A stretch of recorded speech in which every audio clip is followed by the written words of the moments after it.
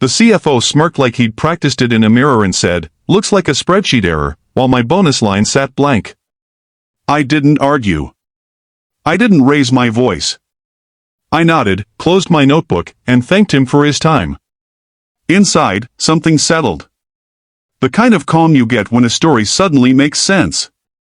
The hallway smelled like burnt coffee and copier toner as I walked back to my desk, Slack pings lighting my phone. At 9:42 a.m., my bank app confirmed it again, 0. That's when I decided to follow the numbers. I'd been at the company 6 years, long enough to know where bodies were buried, metaphorically speaking. I built forecasting models, reconciled vendor payments, and caught errors others missed. The CFO, Mark, liked to call me dependable, which was corporate for invisible. My bonus mattered because my wife, Lena, and I had planned to use it for her tuition deposit. She texted, "Any update?" I replied, "Meeting done." At home, bills sat magnet to the fridge. I told myself this was a mistake. But Mark's smirk replayed like a loop. Mark and I had a professional relationship that stayed just warm enough to function. He praised publicly and deflected privately. "We'll circle back," he'd say, which meant never. He lived in tailored suits and quarterly decks, always talking about controls and ethics. Irony is loud when you listen. My bonus was contractually defined, tied to EBITDA targets we hit. HR confirmed eligibility last week. When I asked payroll, they said, "Finance flagged an exception." Finance meant Mark. That night Lena asked, "Are you sure it's coming?" I said, "I'm sure of something." The stakes weren't just money. It was trust. I'd defended Mark before, telling teammates he was strict, not shady. I'd worked weekends to close books clean. Missing bonuses ripple, they erode faith.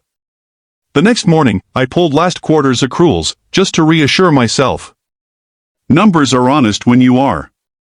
A pattern surfaced, small adjustments, always rounding down, always favoring a single cost center. I told myself coincidence. Then I remembered Mark's favorite phrase, "The system only shows what you ask it to." That sounded like a confession now. Suspicion grows quietly, like mold behind drywall. I stayed late, ordering the same chicken wrap, watching the office empty.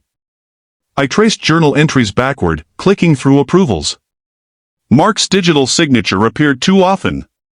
A vendor refund posted twice, then reversed once.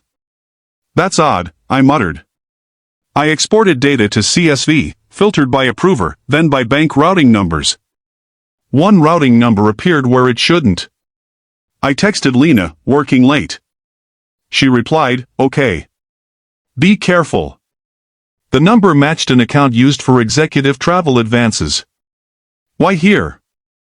I requested read-only access to the legacy ledger, citing audit prep. No one questioned me. In the legacy system, the same routing number pointed to a clearing account labeled temp hold. Nothing stays temporary forever. I compared timestamps. Bonuses posted at 2 a.m., reversals at 2:07. 7 minutes is an eternity for automation. You see that? I whispered to the empty room. I pulled logs and found manual overrides. Mark's user ID again. I screenshotted everything, saving copies to a personal drive labeled innocently, recipes. The next day, I ran into Mark by the espresso machine. He smiled, casual.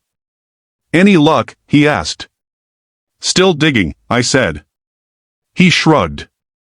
"Errors happen." His watch caught the light. Back at my desk, I followed the routing number outside our bank. A subsidiary account existed under a shell LLC with a generic name. Payments trickled in, never enough to alarm, always enough to add up. My missing bonus matched one deposit exactly. My hands shook, then steadied.